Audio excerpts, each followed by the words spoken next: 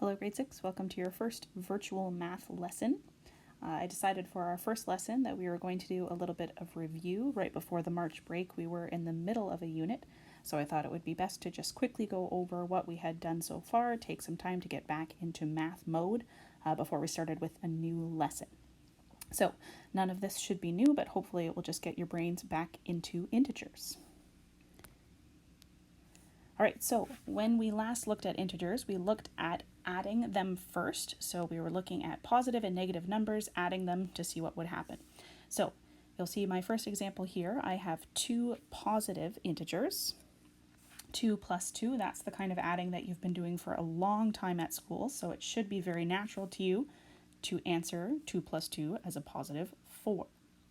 We also looked at, gets a little bit trickier when we use negative numbers. And we talked about negative numbers being like owing somebody money or like a debt. So if you imagine that you had owed somebody $2, you would represent that with a negative 2. And then if you borrowed another $2 from them, represent that with another negative 2. So now instead of owing them just $2, you've added another $2 debt. You end up with a debt of negative $4. All right, so when you have a positive and a positive, your answer is positive. When you add a negative and a negative, your answer is negative. It gets a little bit tricky, though not too tricky, hopefully, when you have a positive and a negative number being added together. So in this scenario, we can imagine that you had a debt of $1, you owed somebody $1, but then you got some money, you paid them back, you gave them their $1 back. So you started out with a debt, you paid back that debt with a positive number, you end up with 0.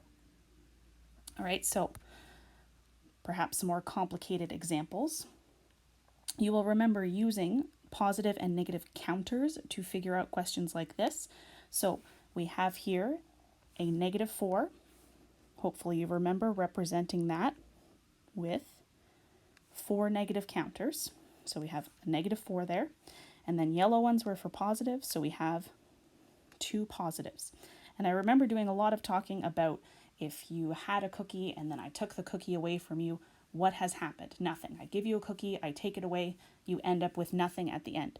So what you can do is you can line up your positive and negative counters, and those cancel each other out. So we started out with 1, 2, 3, 4 negatives. We've canceled them out with our positives. We end up at the end with negative 2 as our final answer. Same as if you have more positives. So we started out with 1, 2, 3, 4, 5, 6 positives. We have 1, 2, 3 negatives. Those cancel each other out. So we end up as our answer, we have a positive 3. We also looked at doing these type of questions with a number line. So let me see if I can just change my color here. So you made yourself a number line like this, and you should remember starting out with your first number. So we have a negative 4. That's going to be our starting position right there. Now, when you add a positive number, you move towards the right. So if we start with a negative 4, we add positive 2, we move over to the right, so our final answer here would be a negative 2, which was the same answer we got with the counters. Same as if we started with, I didn't make my number line long enough. Let's quickly add that in there. You started with a positive 6 and you add a negative 3. Now, instead of moving towards the right, we have to move towards the left. So you start with your 6 and you add a negative 1, 2, 3. The number that you end up on is your final answer. All right, so that's how addition works. Let's move on to some subtraction. Another thing that we talked about before the break was the fact that you could rewrite a question like this, 4 plus negative 2, this question right here, really means the same thing as 4 minus 2. All right, so you can imagine you had $4 and then you gave 2 of them away. You could represent that with adding a negative 2 or adding a debt of 2. You've given them away, or just a subtraction, which is probably the one that you are more used to seeing. All right, and so what we really did there was we followed the leave, switch, switch principle. So we left the first integer alone. We switched the middle sign, and then we switched the sign of the second integer. So we left the first one, we switched the middle sign, we switched the second one. It works the same way for subtraction, which makes questions that look like this, which are a little bit crazy to think about, perhaps a little bit confusing to think about. It makes them very simple as long as you know how to add integers. So you leave the first number, we leave that 4. We switch the middle sign. Since it's a subtraction, we change it to addition. And then we switch the sign of the second integer.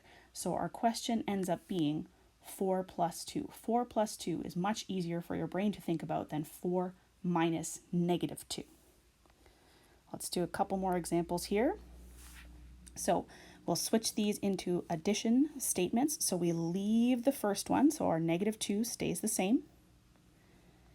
We switch our negative or our subtraction sign to an addition sign, and then we switch our integer over here to a negative 2. So just like we saw earlier, if you have a debt of $2 and then you borrow 2 more, you end up with a total debt of negative 4. All right, same for this one. This one looks kind of scary when you first look at it, but if you just remember to leave the first one, it becomes a negative 3. Switch that to an addition sign.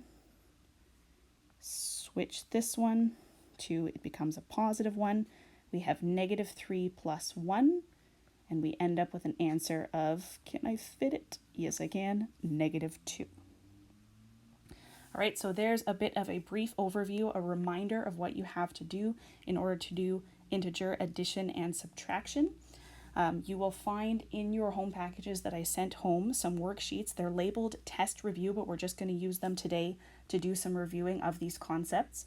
So you may do the addition and the subtraction worksheet as your practice for today. Leave the multiplication and division till later. We're going to do those a little bit later in the week. All right, last thing before I end this video. If you are confused, please contact me. One of the downfalls of doing this online is I cannot look at your faces and see if you are confused or not. So if it's not making sense, please ask me. I am here to help you. Your parents got an email of exactly how to do that, so please do that. I look forward to hearing from you and helping you with your math.